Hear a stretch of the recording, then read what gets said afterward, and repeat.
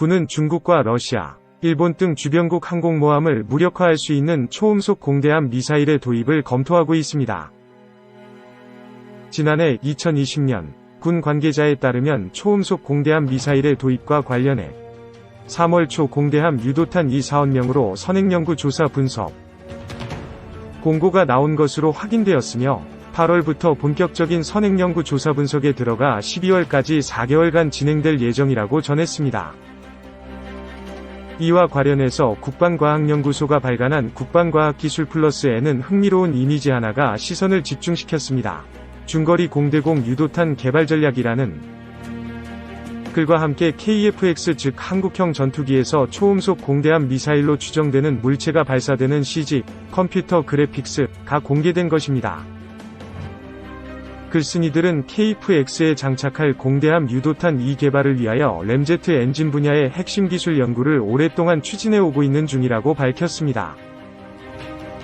또한 공대함 유도탄 2 개발을 준비하면서 확보한 탐색기, 램제트 엔진 및 데이터 링크 기술들은 중거리 공대공 국내 개발에 큰 어려움 없이 적용될 수 있을 것이라고 전했습니다.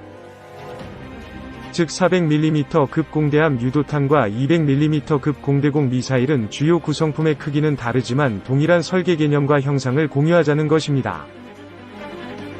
이러한 기술적 접근을 통하여 덕티드 램제트 미사일이 고체 로켓 추진 미사일 대비 상대적인 단점으로 지적되는 양산 단가의 차이를 좁힐 수 있을 것으로 판단된다고 주장했습니다. 이 글을 통해 국내 개발 중인 초음속 공대함 미사일인 공대함 유도탄 2는 직경이 400mm급이고 덕티드 램제트로 추진되며 데이터 링크 기술을 갖는 것으로 확인됩니다. KF-21 보람의 전투기에 장착 운용될 초음속 공대함 미사일은 2019년 2월 제326차 합동참모회의에서 장기 신규 소요로 반영되었습니다. 알려진 KF-21 보람의 전투기용 초음속 공대함 미사일의 성능은 마하 2.5 이상이며 사거리는 250km 이상인 것으로 알려지고 있습니다. 다만 무게는 3,000파운드 즉 약 1.36톤 미만으로 전해집니다. 무게를 3,000파운드 미만인 것은 KF-21 보람의 전투기의 무장 장착점에 장착할 수 있는 무장의 최대 한계가 3,000파운드이기 때문입니다. 향후 개발될 국산 초음속 공대함 미사일과 주변국 국가들의 동급 미사일들과 비교해보면 다음과 같은 몇 가지 특징이 있습니다. 일단 국산 초음속 공대함 미사일이 일본의 ASM-3 대비 직경이 50mm 더 크며 대만의 함대함 및 함대지 초음속 미사일인 슝펑-3 직경 460mm 보다는 작은 것으로 확인됩니다. 사거리는 향후 개발될 국산 초음속 공대함 미사일이 ASM-3 사거리 200km, 이나 슝펑-3 사거리 150km 보다는 긴 것으로 추정되고 있습니다. 또한 지상에서 발사가 가능한 초음속 대함 미사일 개발은 사거리는 300에서 500km에 이른 것으로 알려졌습니다. 주변국인 러시아, 일본, 중국, 북한 등도 초음속 대함 미사일을 개발하고 있는데요. 북한의 경우 우리 해군의 고속함급에 해당하는 함정에 탑재하는 함대함 미사일을 개발해 지난 15일 김일성 생일 105주년 기념 열병식에서 공개한 바 있습니다. 일부 전문가들은 북한이 새로운 전술핵무기로서 대한미사일을 개발 중이며 스커드 ER 과노동, 북극성 1, 2형 탄도미사일도 북한식 AEAD, 반접근 지역, 거부 전략에 이용되는 대한미사일 후보군이 될 수 있다고 주장하고 있습니다. 미국 전문가들은 지난 16일 함경남도 심포에서 발사 직후 폭발한 탄도미사일이 스커드 계열의 KN-17로 항모킬러로 평가되는 중국의 둥펑-21 DF-21 사거리 901,500km 대한미사일과 기능 면에서 어느 정도 유사하다고 분석했습니다. 러시아와 중국, 일본도 초음속 대한미사일 개발 경쟁을 펼치고 있습니다. 러시아는 최근 마하 8위 속도로 비행하는 극초음속 지르콘 대한미사일을 시험 발사하는 데 성공했습니다. 극초음 미사일은 마하 5, 시속 6,120km 이상의 속도로 기존 미사일 방어 MD 체계로는 사실상 요격이 불가능한 차세대 꿈의 신무기로 불립니다. 지르콘 미사일은 핵추진 순양함 피터 대제함과 나히모프 제독함에 탑재될 것으로 알려졌습니다. 마하 5에서 6속도로 비행할 때 사거리는 1000km에 이를 것으로 분석됐으며 러시아는 이 미사일의 수출용 버전은 400km로 제한할 것으로 전해졌습니다.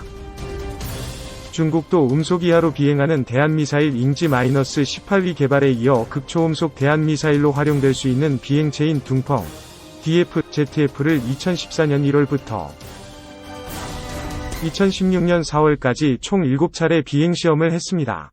마하 5에서 12속도에 도달한 것으로 분석됐습니다. 중국과 러시아는 아시아로 급격히 해군력을 팽창하는 미국에 대응하기 위해 극초음속 대한미사일 개발에 나선 것으로 전문가들은 분석했습니다.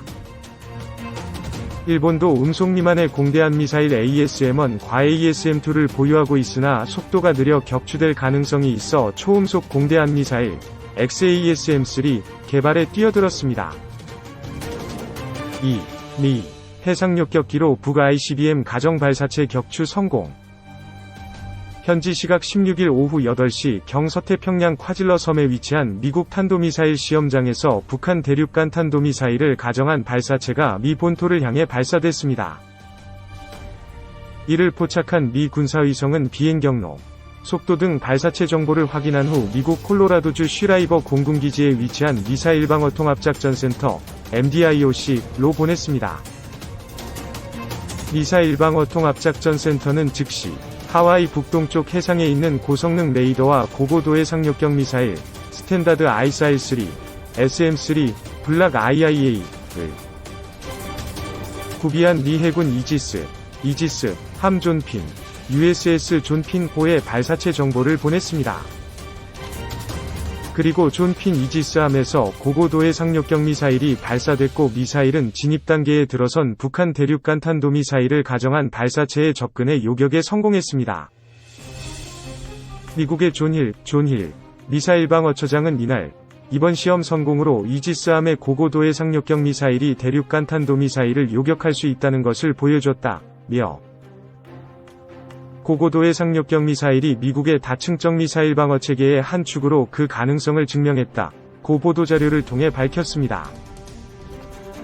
미 해군의 최신 고고도의 상륙경 미사일인 SM-3 블락 IIA는 최대 사정거리 2200km, 최대 요격고도 1000km로 당초 중거리 탄도미사일 요격용으로 제작되었습니다. 하지만 대륙간 탄도미사일이 목표지로 하강하는 진입단계에서 고고도의 상륙경 미사일로 요격할 수 있을 것이라는 가능성이 제기되면서 미 의회는 2018 회계연도 국방수권법 1680조항에서 그 가능성 여부를 시험해볼 것을 규정했습니다. 이 조항은 미국 영토인 하와이를 북한의 대륙간 탄도미사일 공격으로부터 방어할 수 있는지 확인하기 위해 미국 미사일방어청이 2020년 12월 31일까지 고고도의 상륙경 미사일 SM-3 블록 2A로 북한의 대륙간 탄도미사일로 가정한 발사체를 요격하는 시험 FTM-44를 실시하라고 명시했습니다. 이에 따라 미사일방어청은 당초 지난 5월 이 시험을 실시할 예정이었으나 코로나19 사태로 지연돼 이번에 실시하게 된 것입니다. 미국 전략국제문제연구소 CSIS 위 톰 카라코 미사일사업국장은 17일 자유아시아 방송 RFA에 이번 시험 성공은 미 본토와 지역 내 미사일 방어 능력을 한층 강화시키는 큰 진전이라고 평가했습니다. 카라코 국장, 이번 시험 성공으로 미국은 북한의 탄도미사일 위협에 맞설 수 있는 또 다른 방법을 갖게 된 것입니다. 첫 번째 단계에서 알라스카에 배치된 지상 기반 요격 미사일로 맞설 수 있고 그게 실패하면 두 번째 단계로 해상 기반 요격 미사일로 요격할 수 있게 됐습니다. 미국은 북한의 대륙간 탄도미사일의 비행 궤적을 추진 단계, 부스트, 비행 단계, 미드 코스, 진입 단계 터미널 등으로 구분하고 단계별로 지상, 해상 배치 무기 체계를 통해 미사일 공격을 방어하는 다층적 미사일 방어 체제를 운영하고 있습니다. 북한이 미 본토를 향해 대륙간 탄도미사일을 발사할 경우 비행 단계에서 지상 기반 외기권 방어 GMD 체계에서 발사되는 지상 역격기 GBI로 요격하고 실패할 경우 해상 이지스함에서 발사되는 고고도의 상륙격 미사일로 격추한다는 것입니다. 미국의 안킷 판다, 앤키트 팬더, 카네기 국제평화재단, CEIP, 핵정책 담당 선임연구원은 17일 자유아시아 방송, RFA에 이번 시험 성공으로 북한은 더 많고 더 향상된 대륙 깐탄도 미사일 개발의 필요성이 커졌다며 북한 측의 미국의 미사일 방어 체계는 극복하기 어려운 도전이라고 평가했습니다.